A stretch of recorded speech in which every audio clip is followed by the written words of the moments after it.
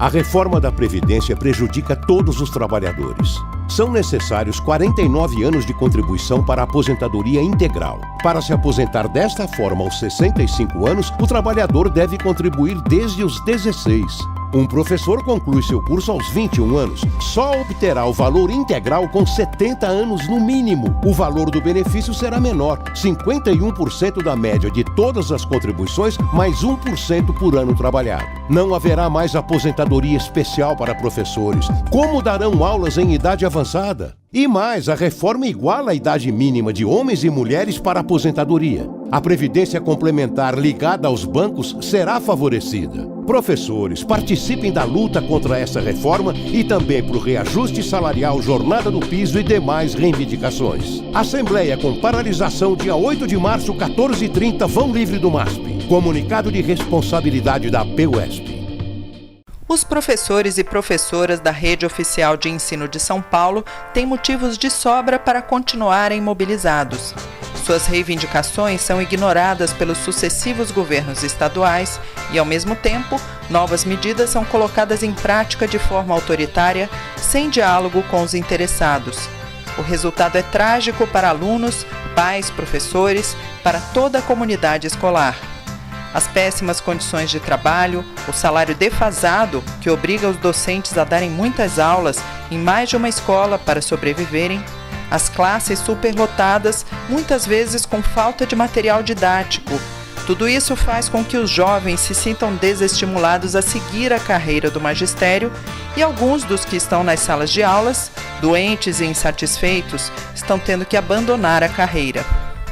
Nos 5 primeiros meses de 2016, 1.600 professores da Rede Estadual de Ensino Paulista pediram exoneração, média de 334 desligamentos a cada mês, 9% maior quando comparado a 2015. Para a Secretaria da Educação, não existe relação entre os pedidos de exoneração e os casos de agressão a professores. Para a professora Maria Isabel, o problema não está mais restrito à capital, e atinge o Estado como um todo. E disse mais: com os casos de agressão a professores, as escolas passaram a ganhar as páginas policiais. É um verdadeiro desmonte promovido por um governo que se mostra insensível às necessidades da educação pública que se deseja, de qualidade e acessível a todos. Por isso é preciso que a sociedade entenda por que os professores e professoras ocupam as ruas, praças e avenidas da cidade.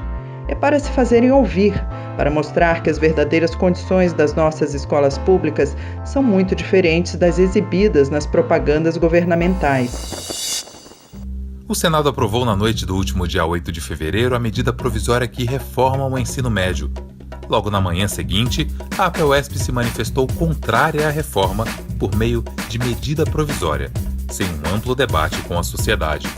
Esse posicionamento do sindicato já havia sido manifestado desde o início e foi confirmado na webconferência realizada no final de setembro de 2016.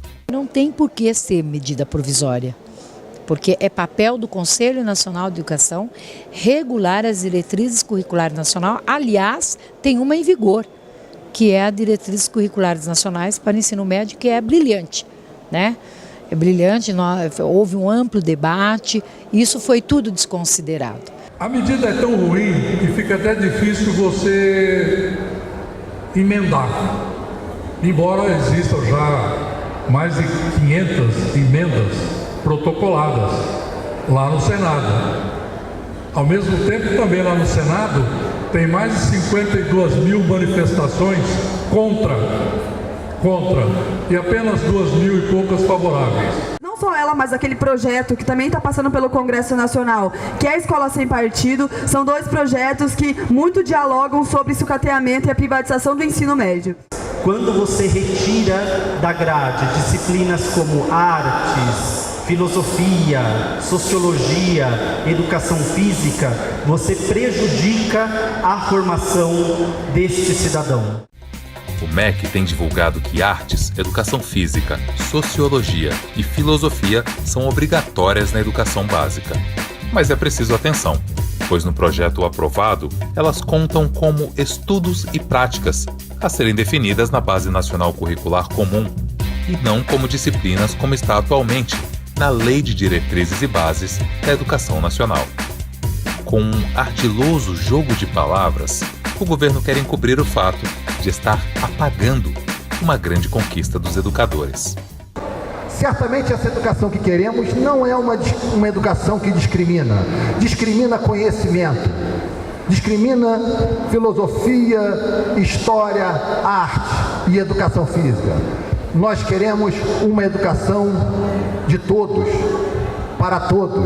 Nós queremos uma educação que desenvolva o homem, desenvolva o ser, desenvolva o humano. Do ponto de vista nosso, enquanto professores, ela abre espaço para ela desqualifica a profissão ao colocar a possibilidade da contratação pelo tal do notório saber, né? Ou seja, qualquer um pode dar aula daqui para frente. Na década de 80, no final, nós lutamos muito com uma figura, né, na época, que eram os chamados professores não habilitados. Né? Eram pessoas que, é isso que diz o ministro, né, o Mendoncinha, que eram pessoas que eram advogados, arquitetos, sei lá, contadores, e eles iam dar aulas de matemática. Ótimo, podiam até ter conhecimentos matemáticos, mas não tinham formação pedagógica. Então nós fizemos toda uma luta para regulamentar a profissão e que esses, se quisessem dar aula, tinham que ter formação pedagógica. O que faz, né, esta reforma? Ela mexe nesse artigo da Lei de Diretrizes e Bases da Educação Nacional e flexibiliza inclusive isso, quer dizer, se você é advogado, pode dar umas aulinhas de português. Aí, a profissão que é para ser profissão docente, né, ela passa a ser um bico. E tem mais. O governo divulga aos 4 ventos que os estudantes terão direito de escolha. O tempo mostrará que a oferta de eventuais conteúdos da parte diversificada do currículo do ensino médio será definida pelos sistemas de ensino, ou seja, pelos secretários da educação. E com um detalhe, eles definirão os conteúdos sem que haja definição dos parâmetros de qualidade e temáticas que garantam a equivalência de estudos entre as escolas em todo o território nacional. Ou seja, os interesses e necessidades dos estudantes e da sociedade ficarão em segundo plano. O que vai prevalecer, na verdade, são apenas as disponibilidades dos entes federados. Por isso, e por todos os ataques dos governos estadual e federal, é preciso continuar mobilizados, unidos, acreditando que é possível mudar. Nós vamos que sim fazer pressão contra a reforma da Previdência, porque é inadmissível aposentar, né, um profissional como o professor, ter que aposentar aos 65 anos de idade com mais 49 de contribuição. O que estamos vendo é a implementação de uma política de paralisação da ação do Estado por meio de medidas como a aprovação da chamada PEC da Morte, que congela durante 20 anos os investimentos públicos, e a reforma da Previdência, que, entre outras mudanças, reduzirá os benefícios e aumentará para 65 anos o tempo necessário para a aquisição do direito à aposentadoria. Agora temos também a reforma trabalhista, que retira direitos básicos, pois os coloca sob o arbítrio dos próprios patrões.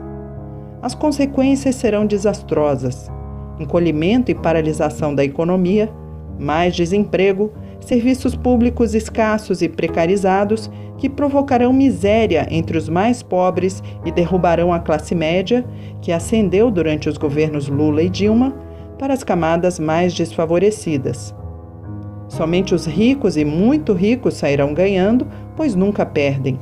A luta dos professores é para que todos os serviços públicos, em todas as áreas, tenham qualidade.